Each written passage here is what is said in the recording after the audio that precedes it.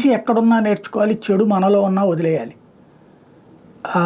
ఢిల్లీలో ఫాగ్, అట్లాగే మనకి కాశ్మీర్లో కానీ ఈ ఫాగ్ కారణంగా అనేక సార్లు విమానాలు ఆలస్యం కావచ్చు, లేదా ప్రజలు ఇబ్బంది పడ్డే కావచ్చు, ప్రమాదాలు కావచ్చు జరుగుతుంటాయి. సో ఢిల్లీలో ఫాగ్ది అయితే విచిత్రమైనటువంటి పరిణామాలు సంభవిస్తూ ఉంటాయి.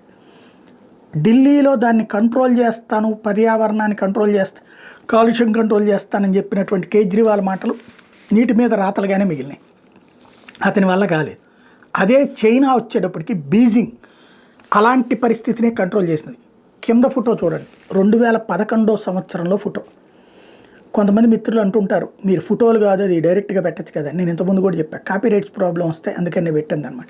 2011లో ఈ కింద ఉన్నటువంటి ఫోటో, ఇప్పుడు వచ్చేటప్పటికి పైన ఉన్నటువంటి ఫోటో 2023 నాటి. అంటే ఫాగ్తో ఉండేటటువంటి ప్రాంతాలని కూడా దారిలోకి తీసుకొచ్చేటటువంటి విషయంలో సక్సెస్ అవుతా రావటం అన్నటువంటి చైనా గొప్పతనం.